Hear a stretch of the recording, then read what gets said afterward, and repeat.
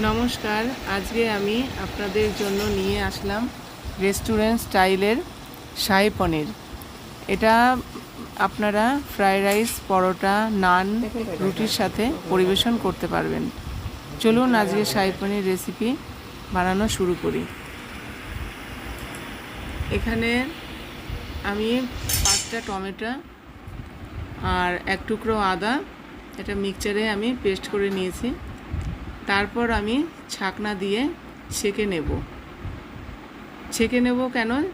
যেহেতু গ্রেভিটা স্মুথ হওয়ার জন্য, তাহলে খেতে ভীষণ ভালো লাগবে।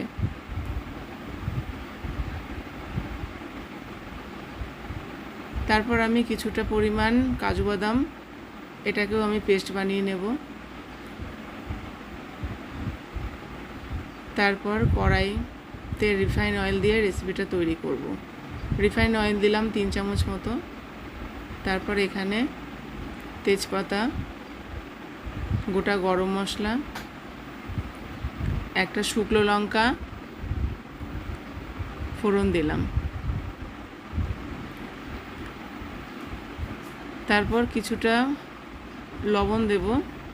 লবণটা কেন দিলাম? যাতে মশলাটা দেওয়ার পর গায়ে তেলটা ছিটে না আসে।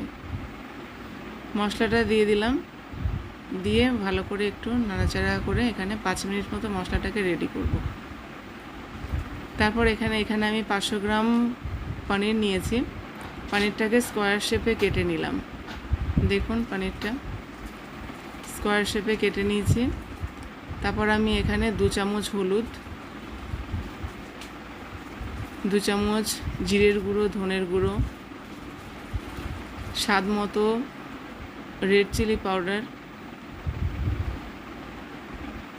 1 চামচ কাশ্মীরি মির্চ পাউডার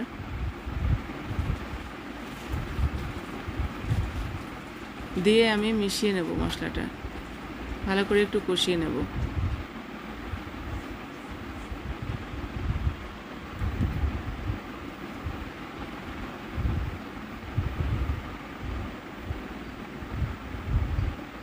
দেখুন কালারটা কি সুন্দর লাগছে। তার সাথে আমি শাহী পনিরের মশলা 2 চামচ দিয়ে দেব। তার সাথে একটু ঘি দিয়ে দেব অল্প করে, দিয়ে ভালো করে মশলাটা কষাবো। কষানোর পর তেলটা ছেড়ে আসবে। বেশ ভালো মতো তেলটা যখন ছেড়ে আসবে, তখন এখানে আমি যে কাজু বাদামের পেস্টটা করে রেখেছিলাম ওটা আমি দিয়ে দেব।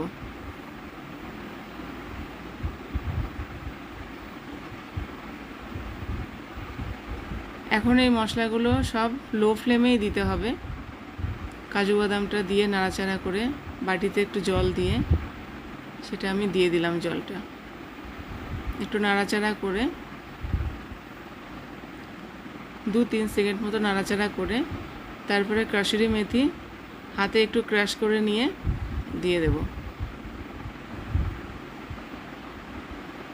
তারপরেও একটু নাড়াচাড়া করে তারপর এখানে আমি একদম লো ফ্লেমে টক দই দেব। টক দইটা লো ফ্লেমে দিতে হবে, কারণ না হলে পরে কেটে যাবে। তারপরে ভালো করে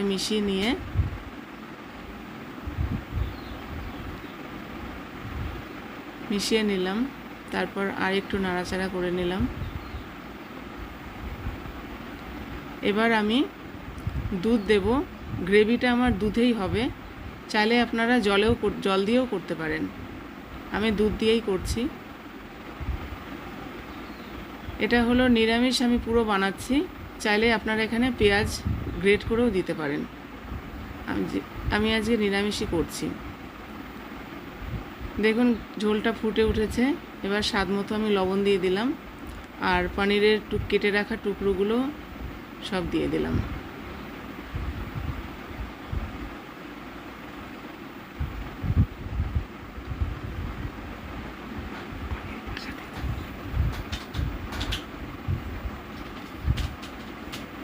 এবার নাড়াচাড়া করে ভালো করে এবার আমি 5-7 মিনিট মতো রান্না করে নেব।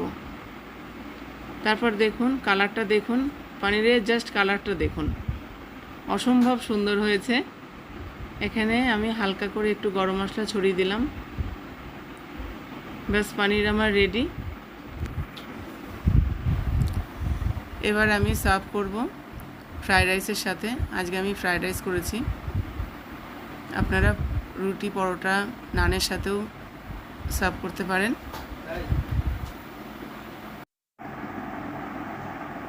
যদি আজকের রেসিপিটা আপনাদের পছন্দ হয় তাহলে লাইক এবং শেয়ার করে দেবেন।